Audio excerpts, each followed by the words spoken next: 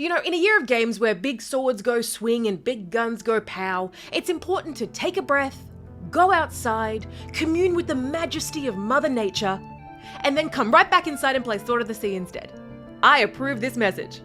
On the surface, Sword of the Sea is a game about surfing, skateboarding, and hover-ish boarding your way through a desert, slowly bringing it back to life with gravity-defying fish and a juiced-up sword.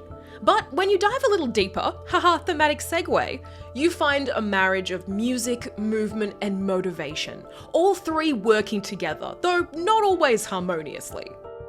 You are awoken from sleep with no name and no instruction.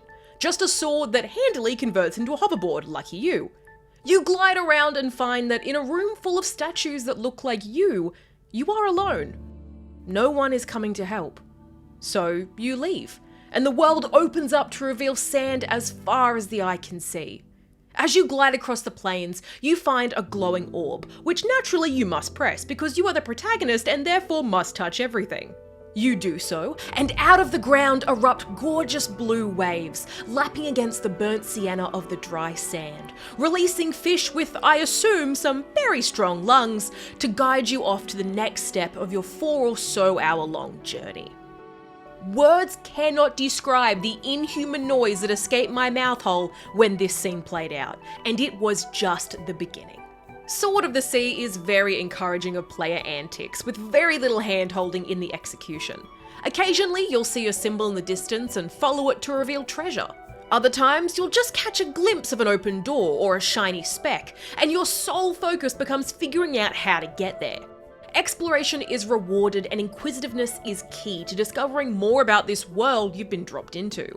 Like the small poems and histories etched into shrines scattered about. You don't have to read them, but they're there if you're willing to learn. And really, there's very little to get in your way.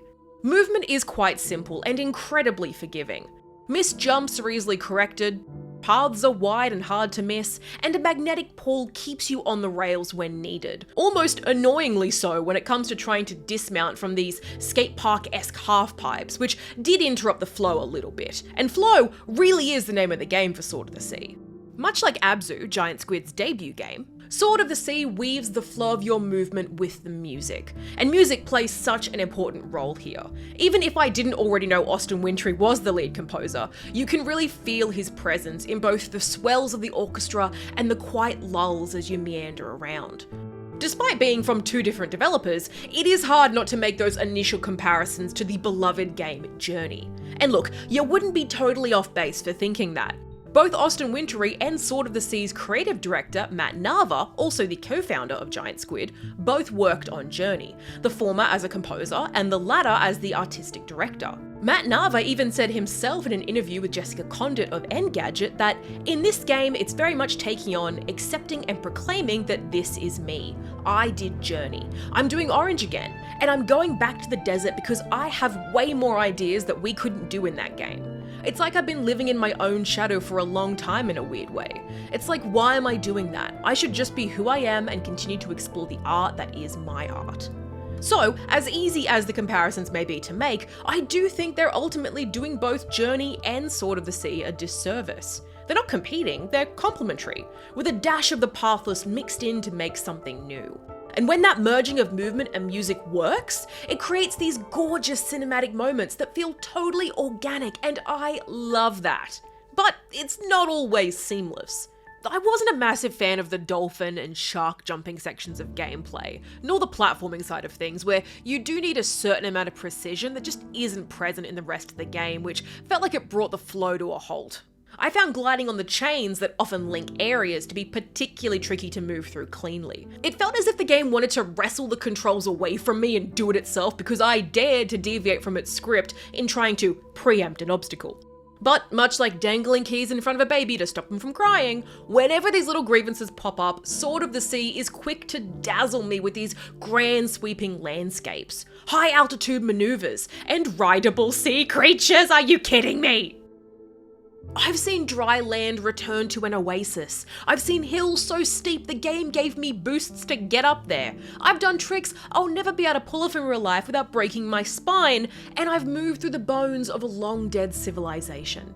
Sword of the Sea is at its best when it leans into the grandness and scale of its world, which was why it was so disappointing when, towards the end, it started to shy away from that. I won't spoil it, of course, but I do wish we'd been able to have a bit more agency and freedom of movement rather than essentially completing QuickTime events. But then New Game Plus mode opens up and I'm immediately blocking out the rest of my day. What can I say? If you haven't noticed, I find Sword of the Sea a bit hard to talk about because so much of its charm is in the abstract. It impresses with subtlety and little things rather than flashy mechanics or groundbreaking level design. There's a deeper story here about connection to the land, to community, to the flow of nature and our role in its restoration and its demise. It's one of those games where someone asks what I like about it, and I just kind of have to gesture vaguely to the whole package because each element plays into another element. The movement wouldn't be nearly as cool without the music. The music wouldn't be nearly as impactful without the visuals. The visuals wouldn't be as cool without the weight of the story behind them. It's a beautiful game that doesn't always get it right, but when it does, man, Sword of the Sea sings. Play.